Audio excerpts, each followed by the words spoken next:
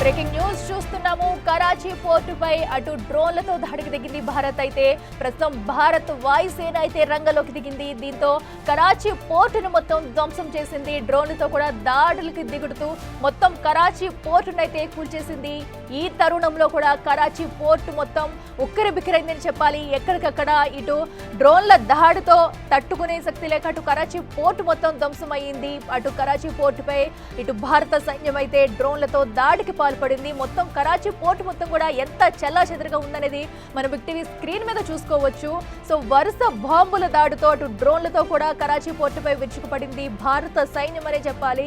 So ఇటు పాక్ చేసిన దాడికి ఇది ప్రతీకారంగా భారత్ ఒక్కసారి కదిలి ఒక్కడికి ముందుకేస్తే ఏ విధంగా ఉంటదనేది కూడా పాక్ కి రుచి చూపిస్తుంది. అయితే ఇప్పటికే అటు కరాచీ పోర్టుపై డ్రోన్లతో బాంబులు వర్షం కురిపించిందనే చెప్పాలి. సో కరాచీ పోర్టు మొత్తం కూడా ఎక్కడెక్కడ ధ్వంసమైందని చెప్పాలి. సో మనం చూస్తున్నాము అటు కరాచీ పోర్టుపై దాడులు ఏ విధంగా జరుగుతున్నాయి అనేది కూడా ఎక్కడికక్కడ బాంబుల మోత మోగుతుంది. అటు డ్రోన్లతో మొత్తం అక్కడ ఆ ప్రాంతంలో ఉన్నవన్నీ కూడా చెల్లా చెదురుగా పడిపోయి ఉన్నాయి. సో అక్కడ ఒక పక్క నుంచి అటు మంటలు ఎక్కడికక్కడ కాలుతున్న దృశ్యాలు మనం చూస్తున్నాము. సో ఇంత అర్ధరాత్రి వేళ అటు పోర్టులో దాడులు జరగడం, అటు కరాచీ పోర్టు మొత్తం కూడా ఇటు భారత సైన్యం చేసిన డ్రోన్ల దాడికి మొత్తం చెల్లా చెదురైపోయింది. సో దీంతో ఇది పాకిస్తాన్కి కోలుకోలేని దెబ్బని చెప్పుకోవాలి. సో పాకిస్తాన్ చేసిన దాడికి ప్రతిదాడిగా కూడా భారత్ అయితే ఇటు దాడికి పాల్పడుతుంది.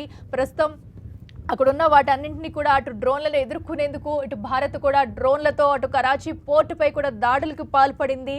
సో ఈ నేపథ్యంలో పోర్టు మొత్తం కూడా విధ్వంసం చూస్తున్నాం మనం అక్కడ జరిగిన దృశ్యాలు.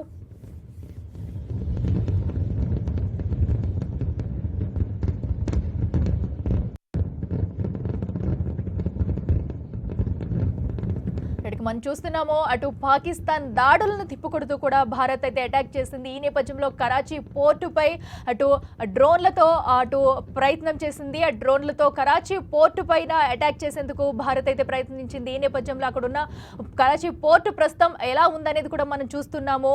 ఆ డ్రోన్ల వర్షాన్ని అయితే కురిపిస్తుంది. సో పాక్ అయితే దాడులకి పాల్పడిన నేపథ్యంలో వాటిని ఎదుర్కొనేందుకు అటు డ్రోన్లను పాక్ నుంచి వచ్చిన ప్రతి బాంబుల దాడిని కూడా అటు భారత సైన్యం అయితే గగనతలంలోనే నిర్వీర్యం చేసిందనే చెప్పాలి. ఈ నేపథ్యంలో పాక్ దాడిని అరికట్టేందుకు భారత్ ఎదురుదాడి చేసేందుకు ప్రయత్నం చేస్తుంది. సో ఎక్కడికక్కడ పాక్కి బుద్ధి చెప్పేందుకు కూడా సో అటాక్స్ అయితే జరుపుతుంది. సో ఇటు భారత పౌరులకి ఎలాంటి ఆటంకం కలగకుండా ధైర్యం చెప్పుకుంటూ ముందుకెళ్తుంది. సో ప్రజలను కూడా ఎక్కడిక్కడ అలర్ట్ చేస్తున్నారు. అన్ని ప్రాంతాల్లో కూడా హై అలర్ట్ ప్రకటించారు.